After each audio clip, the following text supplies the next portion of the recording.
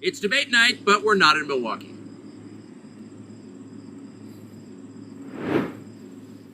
Mr. President, thanks for joining us. Thank you. Why aren't you at the Fox News debate tonight in Milwaukee? Well, you know, a lot of people have been asking me that, and many people said you shouldn't do them, but you see the polls have come out, and I'm leading by 50 and 60 points. And, you know, some of them are at 1 and 0 and 2. And I'm saying, do I sit there for an hour or 2 hours, whatever it's going to be, and get harassed by people that shouldn't even be running for president? Should I be doing that? And a network that isn't particularly friendly to me, frankly. You know, they were backing Ron DeSanctimonious like crazy, and now they've given up on him. I mean, it's a lost cause. It reminded me very much of 2016. You know, in 2016, I went through the same stuff and had to fight them all the way, and then they became very friendly after I won, or just about when I was winning. But I just felt it would be more appropriate not to do the debate. I don't think it's right to do it.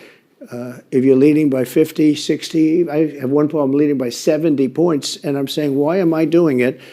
And I'm going to have 8 people, 10 people, whoever made the debate, I don't know how many it is, but I'm going to have all these people screaming at me, shouting questions at me, all of which I love answering, I love doing, but it doesn't make sense to do them. So I've taken a pass, as you probably noticed. Well, I did. I'm grateful that you did. It's interesting, though, because you spent a lot of your career in television. Yeah. You had a top show in television on NBC.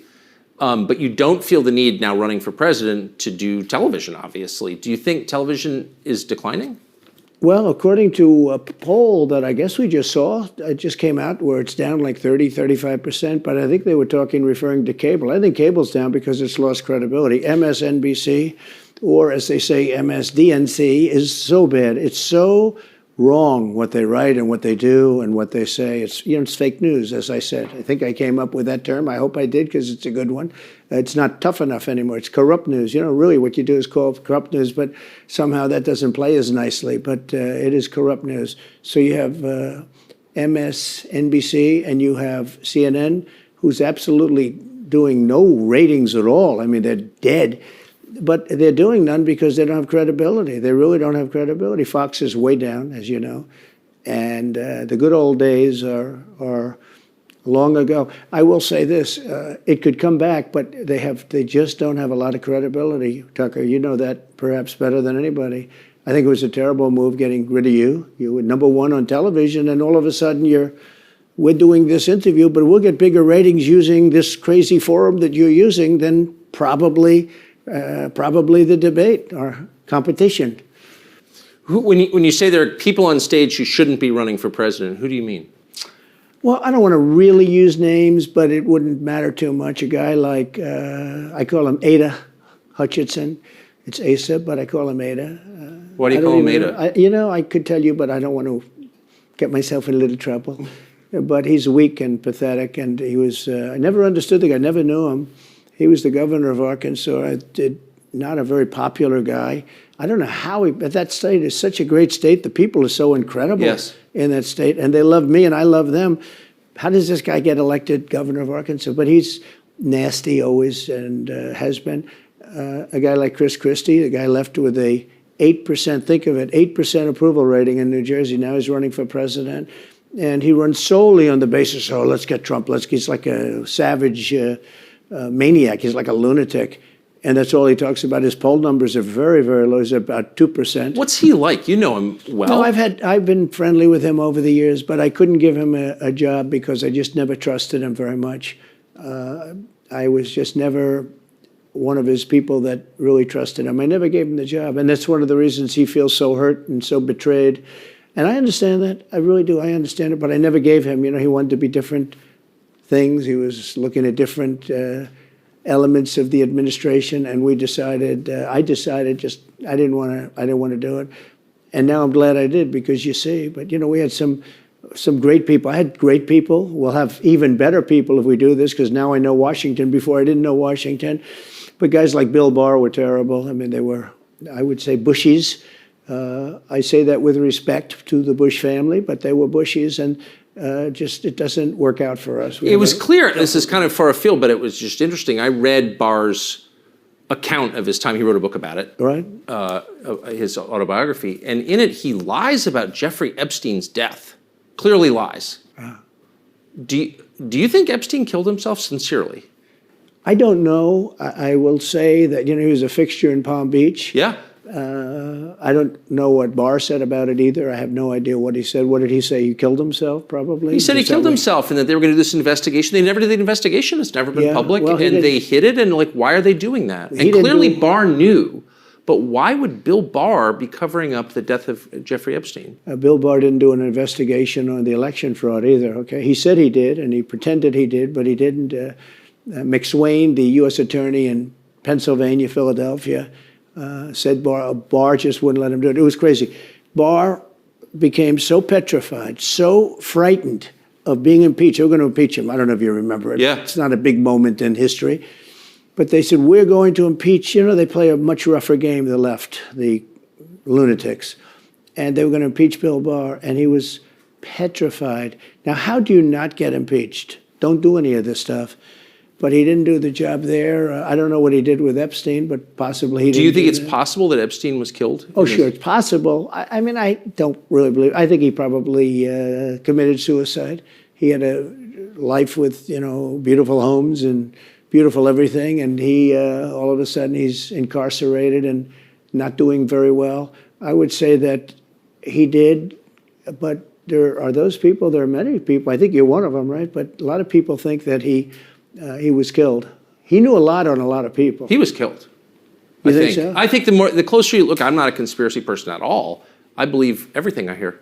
But yeah, the closer you look into it, I mean, the Attorney General of the United States, your Attorney General, clearly lied about the Epstein death. Yeah, and he was. Why? He was certainly. It wasn't well done. They had no cameras. They had no anything. Everybody was sleeping, and a case could be made. Look, I'm not going to get involved in it, but I can tell you a case could be made either way. But it certainly wasn't the most well-run place. So the reason I'm asking you is I'm looking at the trajectory since 2015 when you got into politics, for real, and then won. It started with protests against you, massive protests, organized protests by the left, and then it moved to impeachment twice, right? And now indictment. I mean, the next stage is violence. Are you worried that they're going to try and kill you? Why wouldn't they try and kill you, honestly? They're savage animals. They are people that are sick, really sick. You have great people in the Democrat Party. You have great people that are Democrats. Most of the people in our country are fantastic, and I'm representing everybody. I'm not just Republicans or conservatives. I represent everybody. I'm the president of everybody. But I've seen what they do. I've seen the lengths that they go to. When they make up the Russia, when that's exposed and they go down, and Barr should have gone after them, and other people should have gone after. And they did very late, because the Durham report came out. It was fairly good. It could have been a lot tougher, I guess, but it was fairly good. But it explained how corrupt it was. I'll tell you who did a great job was the Inspector General Horowitz. He did a phenomenal report. You didn't have to go to Durham. He did it on Comey and on, I guess, McCabe and some others, and it was a vicious, it was basically a true report, how bad they are. But these people are sick people. These are people that I think they hate our country. You want to know the truth. When you see open borders, when you see these policies that they have, and so many other things, it's so sad to see. We have a country that's very fragile right now. I've never seen, I will say, look, I ran in 16, which was 15, but I ran in 16, election in 16, and there was tremendous spirit. In 20, there was even more spirit. We got millions and millions more votes. It wasn't even a contest. People said, well, what'd you think of 20? I said, we did much better. We did. You got to base it on the number of votes. We got many more votes in 20 than we did in 16. But the election was rigged. It was a rigged election. And with COVID, they used COVID to cheat in a lot of different things, and we have so much on it. It's like so easy. But we had judges that didn't want to look. We had people didn't want to get involved. They called you, he's a conspiracy theorist if you say anything about the election. But I have never seen spirit like there is right now. Even coming down here, just the people on the road that are just absolutely going crazy. And the reason is, I think they like me, and I know they love my policies. I hope they like me too. A lot of people say they don't like me, but they like my policies. I think they like me.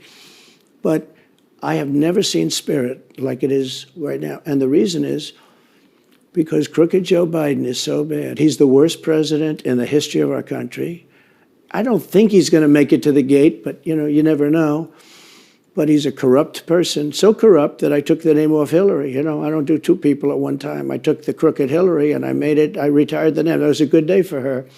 I bet she was very happy. And I used it for Joe because it's crooked Joe. But Joe is really... But you don't think he's going to make it to November of 24? Well, I think he's worse mentally than he is physically. And physically, he's not exactly a triathlete or any kind of an athlete. You look at him, he can't walk to the helicopter. He walks, he can't lift his feet out of the grass. It's only 2 inches at the White House, right? That's not a lot. But you watch him, and it looks like he's walking on toothpicks. So, and then you see him on the beach where he can't lift a chair. Those chairs are meant to be light, right? They're like 2 ounces. Yeah. You lift them up. He can't lift the chair. He can't walk to the chair.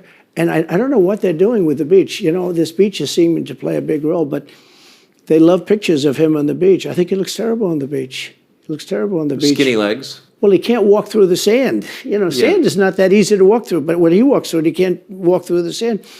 And there's somebody in there that thinks he looks fabulous at the beach. I think he looks horrible at the beach. Plus, the beach doesn't represent what a president's supposed to be doing. You're supposed to be working. You're supposed to be getting us out of that horrible, horrible war that we're very much involved in with Russia and Ukraine. You could do that. You could do that very easily. I believe you could do that I don't believe he could do it because he's just incompetent. But that's a war that should end immediately, not because of one side or the other, because hundreds of thousands of people are being killed. Can you imagine you're in an apartment house and rockets are going into that building and blowing it up and knocking it down? And why should anybody, human beings, these are human, whether they're Russian or Ukrainian or whatever they are, it's got to be stopped. And it can be stopped very easily. It would have never started. If I were president, it would have never started. So back to Biden, I'm interested. So you think he's failing? He obviously is failing. I think it's clear to everybody. But that would make Kamala Harris the candidate? Well, not really. I guess they'd have maybe a free-for-all. A lot of people say she has to remain for certain reasons the candidate. She has to. I don't think that's true, actually. I don't think that other people would stand for it. She has some bad moments. Her moments are almost as bad as his. I think his are worse, actually. Yeah. But she seems pretty senile, too. She speaks in rhyme. It's weird. It's weird. But she has bad moments. And in rhyme? What do you... Well, the way she talks, the bus will go here and then the bus will go there because that's what buses do. And it's weird. The whole thing is weird. This is not a president of the United States future. And I think they probably have some kind of a primary and other people will get involved. Newsom, right? Could be. I always got along well with him, believe it or not. But could be him, could be somebody else. He's got a big load on his shoulders because you look at California, what's happened. But I don't know if the American people really, the people that vote for him, I don't even know if they care. You look at so many of the things that are going on, and people don't seem to be, in the old days, if you had a bad record, it meant a lot. Today, if you have a bad record, it doesn't really mean anything. He looks good, he's a nice looking guy, speaks well. But Biden, every time you watch him talking, it's like he's walking on eggs. You're waiting for him to collapse. And he almost always does. And I got to know the leaders of all of the countries, essentially, but the big ones. And the bigger, the tougher the leader. It's like sort of, I guess maybe that's the way it's supposed to be. But I got to know President Xi of China and Putin and Kim Jong-un, North Korea. Did a great job with North Korea, kept us out of a nuclear war. We would have 40,000 dead soldiers right now. They'd drop a nuke right on top of the military base. But we have 40,000 soldiers over there. And I did great. I got along with him great. That's a positive. The press said, he said nice things about Kim Jong-un. I also said horrible things at the beginning. Horrible enough that he wanted to talk. And we talked, and we met in Singapore. We met actually twice. And we had unbelievable meetings. I know him very well. We were in great shape with him. What do you think he and Xi and Putin think of Biden? I think they can't believe it. I think they probably say this is some kind of a system. They had great respect for our country. They respected me. They had great respect for our country when I was there. Every one of them. Look, if you go to North Korea, you take a look at what happened. You know, the Olympics was dead. South Korea spent billions on the Olympics. Nobody was going to go. They didn't want to get blown up. They called me and they said, we are going to let the Olympics proceed. This is North Korea. I said, you should go into the Olympics. Put your athletes in. It wasn't like, they were big on athletes because, Famine. But they went in and they actually participated. And within about 2 days, the entire thing was sold out. And if it wasn't me, that would have never happened. But I got along very well with him, and that's a positive thing. He does have massive nuclear power, by the way. And if Hillary would have gotten in, or if the Obama thought process continued, it would have been a nuclear war, absolutely, with North Korea. He was expecting to go into a war, and it would have been a nuclear war. So do you think the rest of the world looks on at Biden and thinks someone else has got to be running the government? Well, somebody else has to be. I don't think he's capable of doing anything. Look, when I debated him, I said, how come, and this was in front of probably not a friend of yours, Chris Wallace. He was the moderator. Not a friend. I said, why is it he wants to be Mike, but he doesn't have the talent? It's one of those bitchy little man. He wanted to be his father, but he didn't have the talent of his father was great. He's a little fussy man. His father interviewed me in 60 Minutes. It was actually a 10. Can you believe it? No, I totally believe his father had talent, at least. I may have been the only guy that he gave a good 60 Minutes to. He was rough. Really? His father was tough. He was great, though. He was great at what he did. But Chris Wallace was so upset. He was guarding this guy, who wouldn't do a show, by the way. He wouldn't do. I figured I didn't mind Chris Wallace because Biden wouldn't do a show. And it was very obvious. He kept asking him and asking, but he wouldn't do the show. So I figured he's got to like me. But he came from a different planet. But remember when I asked the question, why is it that the mayor of Moscow's wife is allowed to give you $3.5 million? Don't forget, that was brought up. Now it's brought up all the time, but that was brought up by me long before anyone ever heard of it. I said, the mayor of Moscow's wife giving you $3.5 million. What did you do to deserve $3.5 million? To Biden. And Chris Wallace said, this has nothing to do with the debate. I mean, he got in the way of the question. No, it was crazy. And I said, well, wait a minute. He got $3.5 million from the mayor of Moscow's wife. Now, people forget that, but if you go back and take a look, you will see. And Chris Wallace didn't want me to ask that question. I said, I think it's a very appropriate question. It turned out to be much more appropriate than people thought. Amazing. So do you have a preference in, assuming you're the Republican nominee and all goes as you plan it to go, do you have a preference in who you run against? In many ways, I'd love to run against him because his record's so bad. It's still horrible when you look at inflation and everything else, but others also have very bad records. I mean, California's a bad record, so, should it be Gavin or should it be somebody else? When I look at San Francisco, what's happened to that incredible city? That was one of the greatest cities in the world just a short while ago, and now it's very sad when you look at it. Los Angeles, every city practically, all the Democrat-run cities. Republican-run cities are doing very nicely because they arrest people when you have crimes, and they don't go after political candidates because they think it's good. I mean, it's been amazing. My poll numbers are the highest I've ever had, but because people understand it. Can I just ask you, that Yes. gets back to my original question. So if the protest didn't work, you got elected anyway. Yeah. Impeachment didn't work twice, obviously. Indictment is not working. Your poll numbers go up. When they raided Mar-a-Lago in August of last year, your numbers went up. They can indict you 20 times and you're not gonna lose the Republican primary because of that. Well, so it makes it look even more ridiculous. I mean, the 4 indictments, and maybe there'll be more. I don't know. These people are crazy. But they're counterproductive. So if you chart it out, it's an escalation, is what I'm saying. Yeah. So what's next? After, try to put you in prison for the rest of your life, that's not working. So, don't they have to kill you now? I think the people of our country don't get enough credit for how smart they are. And I'm not sure I would have said this 10 years ago, but they get it. They really get it. When somebody gets indicted, your poll numbers go down. When somebody gets indicted, you announce, ladies and gentlemen, I'll be leaving to spend time with my family and to fight for the rest of my life on this stuff. But you're out of politics. I got indicted 4 times. All trivia, nonsense, bullshit. It's all bullshit. it's horrible when you look and you look at what they're doing. The boxes hoax, I'm covered by the Presidential Records Act. I'm allowed to do exactly that. He's not covered, and he's got 25 times the number of boxes, and he's got them stored in Chinatown. He's got them stored in a flimsy garage underneath his Corvette at Penn. And by the way, at Penn, he gets millions of dollars. China pays this guy millions of dollars. See, I think he's the most corrupt president we've ever had. And he also has the distinction of being the most incompetent.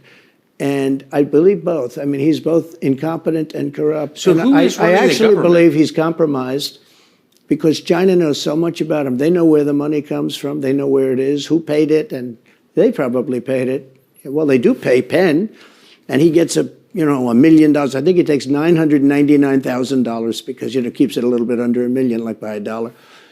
But he, in many ways, is a Manchurian candidate. We have a Manchurian candidate.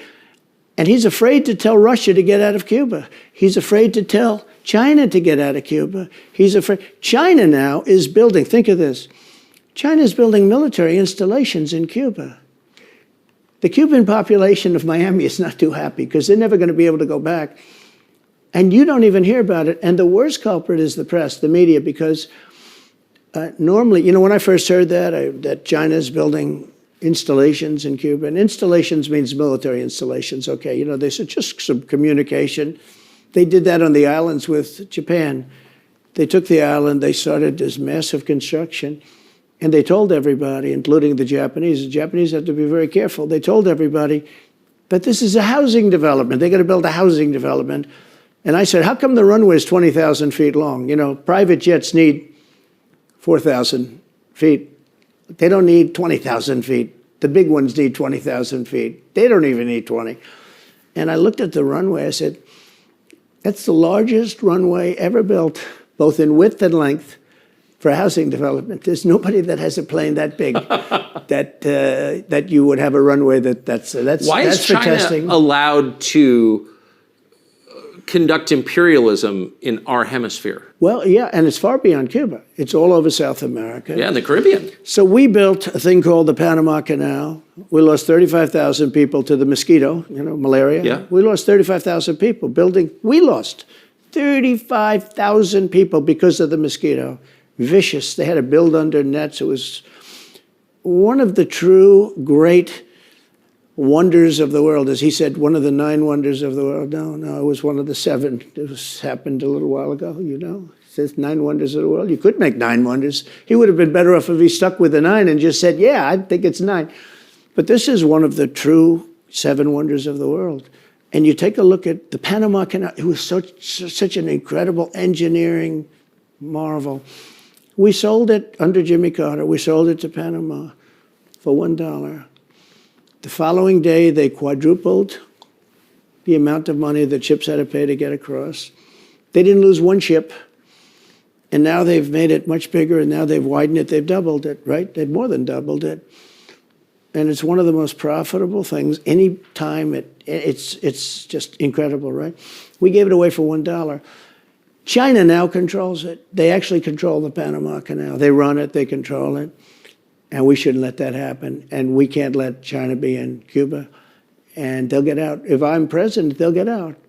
Because I had a very good relationship with President Xi, but he respected this country, he respected me. And he'll get out. And we can't let them run the Panama Canal. We built the Panama Canal. Should have never been given to Panama. We should have had it. But we gave it for $1. Think of it. They quadrupled. In one day, they lifted the fees, which are, pretty big, for these massive ships to go through, right? Rather than going around the Cape and through all the tremendous storms, such beauty, it's beautiful stuff. But you didn't want to get caught in those storms. Those were storms that wiped out the biggest ships. And we go through the Panama Canal, we built it, and we gave it away for $1. Think of that, how stupid are we? We have done the stupidest things in this country.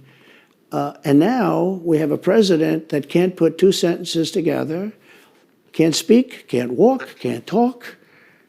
I don't think he gets to the starting gate, but these people do miracles. I mean, he ran out of his basement, and you got away with that one because of COVID, so he sort of got away with it.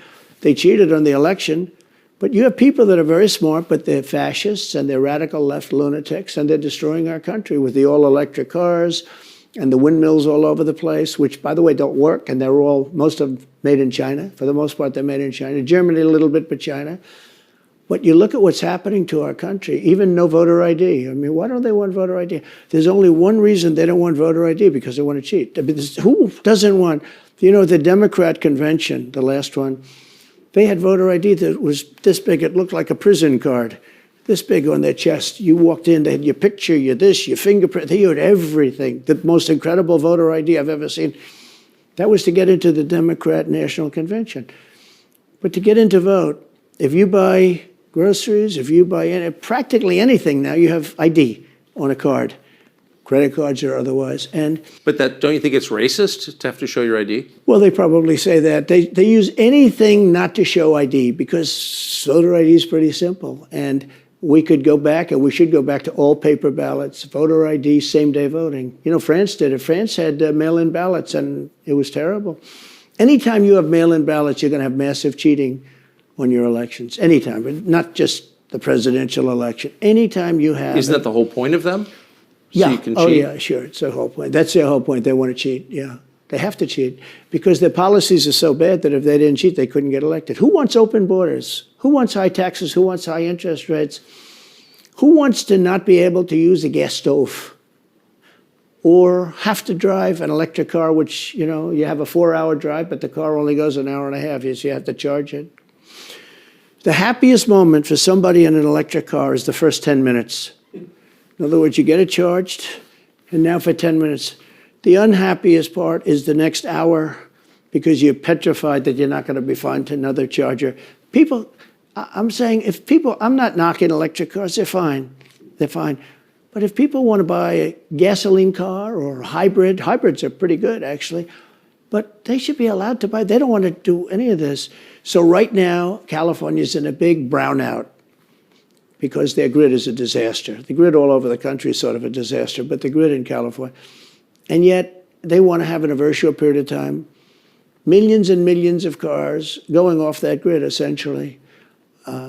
It doesn't work. So plug your car into a grid that's failing. You should be able to buy an electric car. Electric cars could be fine if you drive short distances and you want to have, whatever, and you have plug-ins everywhere you go. They could be fine. But you got to have gasoline cars. You got to have everything. Let people buy everything. Now the new thing is your heating systems in the house. They don't want you to have a modern-day heating system. They want you to use a heating system that will cost you at least $10,000 to buy and won't work very well. None of the stuff works as well. One of the things I did with EPA is you have states, many states, most of the states have so much water. It comes out of heaven, right? The water pours down and you have it. It's there. It's got to go wherever it goes, into the oceans, whatever. It's not like a big problem. Now, in some states, they have a problem. You have some desert areas and all, and for that, it's okay. But they have sinks where no water comes out. You turn it on, no water comes out. No water comes out of the shower. No water is allowed to go into the washing machine for your dishes or for your clothing or what. And I avoided all of that. Wait, they have sinks where no water comes out? Sure, you have restrictors. When I say no water, very little water. You want to wash your hands, right? Yeah. And you've seen this, and you turn on the sink and it's very little. Or you want to wash your beautiful hair, right? And you're standing under a shower. Then the suds never go. If the water comes out very slowly. I'm sure you've seen this. It usually takes place in new hotels and new homes. Yeah, you take a drill and take the they have limiter out. Well, you can, but now they make it so you can't do that so easily. They have a restrictor. It's called a restrictor, and it restricts the water from coming out. So I ended all of that, and you have to see these. They let the water come out. You know what people do? They wash their hands like 5 times longer, or in the washing machine, they'll press for their, let's say the dishwasher. They'll press it. Then they'll press it about 7 or 8 times. Yeah. They'll end up using more water, and it still won't be very good. I met with the head of Whirlpool. They were practically going out of business during my administration, and they said to me, from Ohio, incredible, great state, I love Ohio, and they were really doing badly because people were dumping washing machines all over, mostly from South Korea, but also from China. And he was explaining it's just a terrible situation. I said, let me ask you, how's the quality? He says, we're better, but they are good enough quality. But, of course he's going to say that, but, they are better. He said, but they don't allow us. They're dumping these machines. They're cutting us in half. They're killing us. And on top of it, the government won't let us use water in our machines. I mean, he shows me like a quarter of a bottle of water. That's supposed to be washing clothing. And I freed it all up, and I put tariffs on these countries that were selling and the machines coming into the country. And that company went from all the washing machine companies, they make washing machines, they make dryers, they make all of the different machines that do this kind of work, including dishwashers. And they went from a disaster area to being just thriving. But can I ask, they love me in that part of Ohio. Well, I bet they do, but why should EPA, no one at EPA was elected by anybody, yeah. Why do they have the power to decide how much water your washing machine uses? Shouldn't Congress in a democracy get to vote on that? Yeah, you could say that. They do things that are not very... So how do you, that's my question. How do you, if you get elected again, go back to Washington, how do you keep the agencies under control? How do you keep FBI and CIA specifically under control? The way you do it, like I fired Comey, that was a big deal. A lot of people said, and I fired him very early. Somebody said, oh, I wish you would have fired him. There was a real question about firing him. Anyway, you understand, because, when they have a 10-year term, there is a question. I fired Comey. That was a great thing. If I didn't fire Comey, maybe I wouldn't be talking to you, or I'd be talking to you about real estate or something else other than politics, right? That was a coup, in my opinion. That was a very sick deal. That was the insurance policy. You remember the insurance policy? Oh, she's going to win, darling. She's going to win. But just in case she doesn't, we have an insurance policy. And insurance policy was what they were doing. And we caught them with that. That was a very important tweet or whatever it was, text. It was a big deal. That was a big deal. The insurance policy. She's going to win 100 million to 1. That's not good odds. At least they gave me 1, right? 100 million to 1. But just in case she doesn't win, we have an insurance policy. And everybody said, that's strange.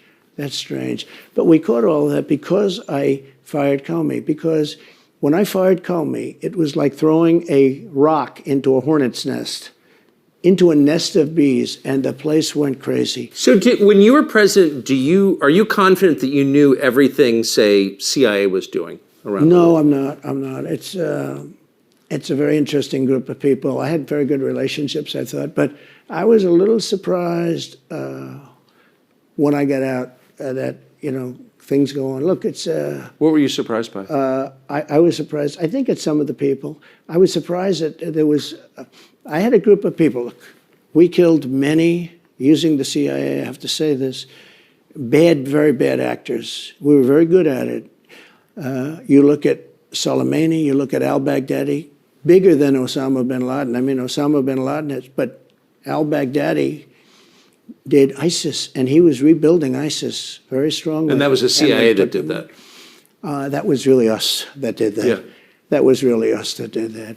And Soleimani was us that did that, not so much CIA. But we did some very good work with the CIA. What I started, when I looked at the 51 intelligence agents saying that was the laptop from hell was Russia disinformation, when I took a look at that, I said, that's a horrible thing. They knew it wasn't. They knew it was not. And by the way, you're talking about cheating on the election? McLaughlin and Fabrizio, great pollsters, they said a thing like that plus other things meant anywhere from 10 to 17% of the vote would change. Whatever happened to Mike Pence? You've always been nice to Pence. I've never heard you criticize Pence. You've defended him in public many, many times. He's out there attacking you. What is that? So Mike wants to run for president. You got to understand, in my opinion, Mike Pence had the absolute right to send the votes back to the legislatures. The Democrats and everybody said, you don't have the right. In other words, what I said, is he a human conveyor belt? You mean if he finds fraud in Pennsylvania, in Georgia, in any of these states, Arizona, he has to send them to Mitch McConnell, right? That's right, sir. Well, if he finds fraud, he has to? Yes, sir. I said, so he's a conveyor belt. Boom, put him in. I said, I don't agree with that.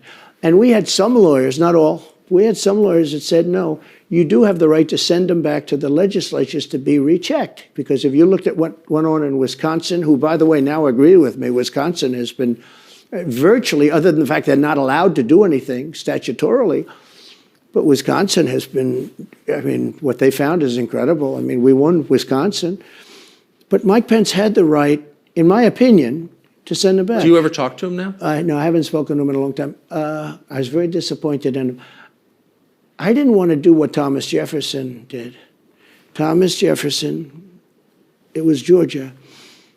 And it was, hear ye, hear ye, the great state of Georgia is not capable or allowed to tabulate their votes.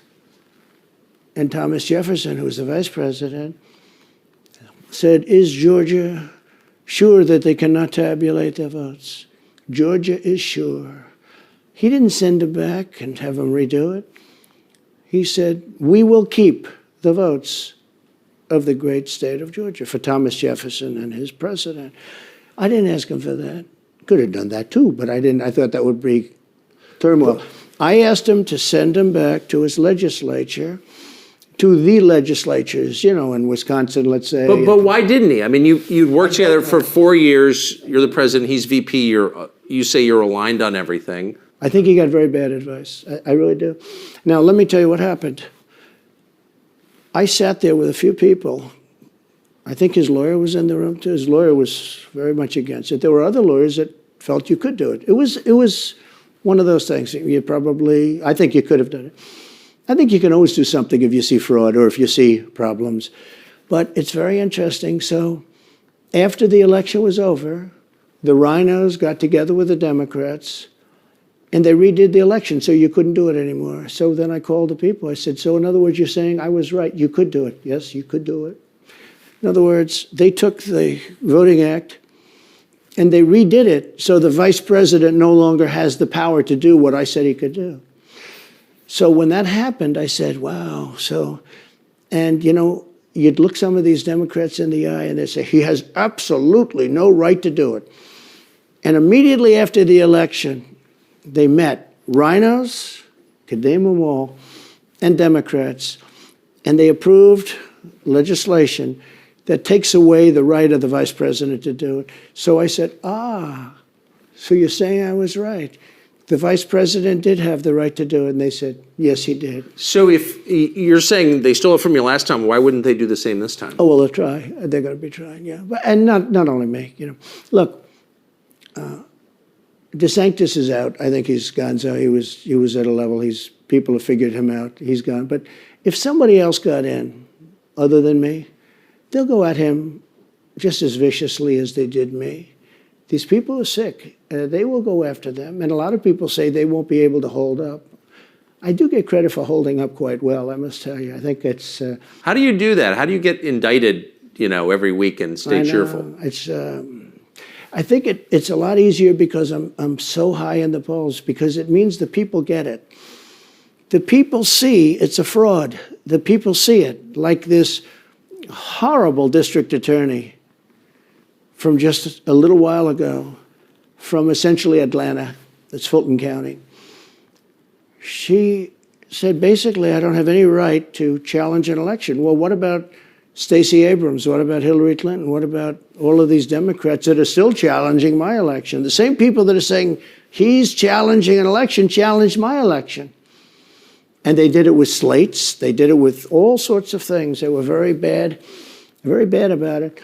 But basically, they're suing me, and they're saying, you don't have any right to challenge it. If you challenge an election, we're going to indict you and put you in jail. So what they're doing is they've weaponized, and don't kid yourself, the DOJ and Biden and the whole group, they're watching all of this stuff. They love the local stuff. You know, the DA in Manhattan.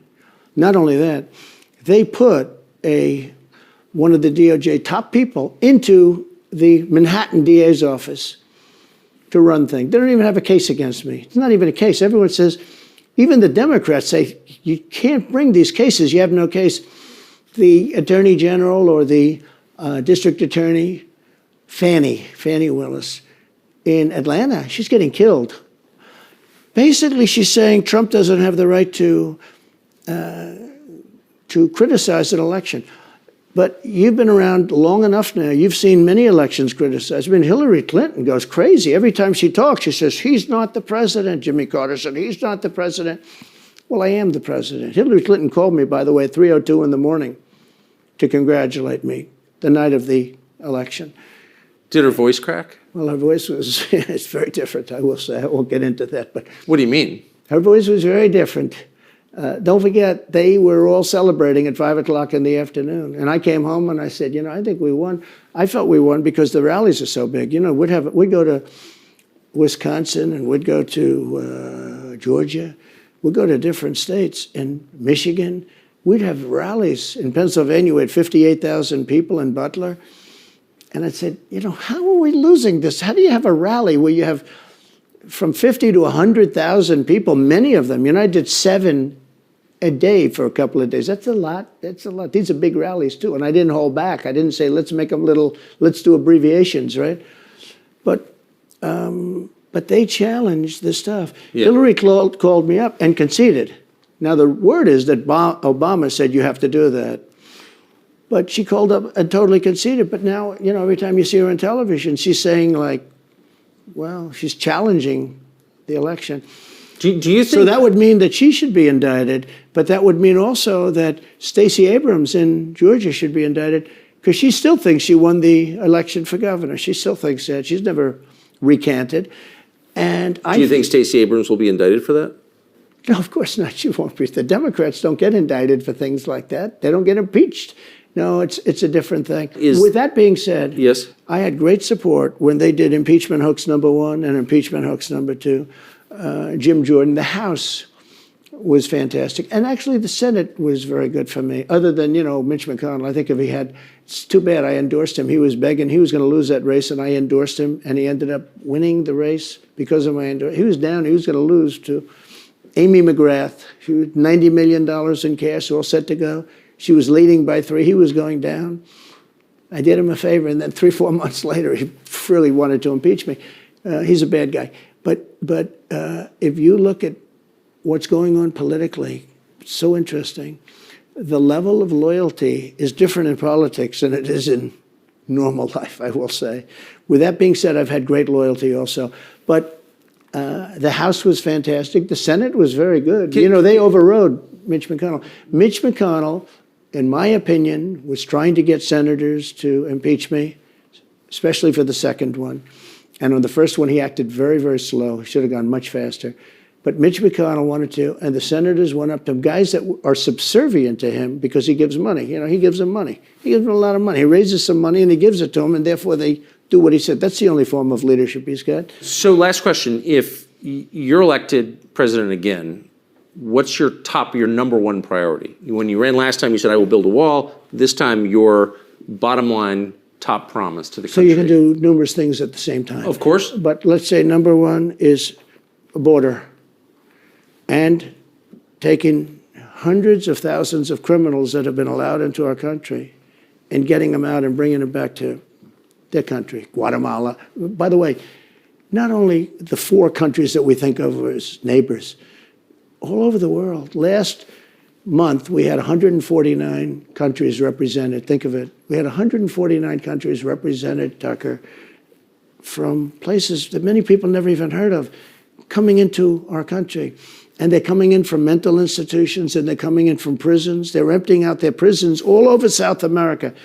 They're emptying out their mental institutions. Terrorists are pouring into our country. We have no idea.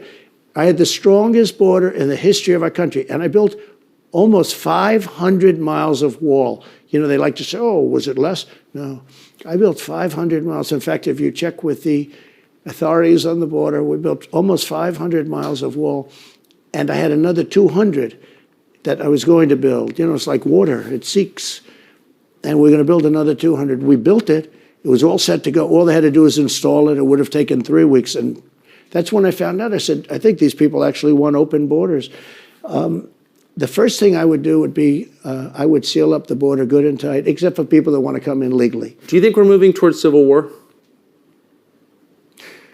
There's tremendous passion and there's tremendous love.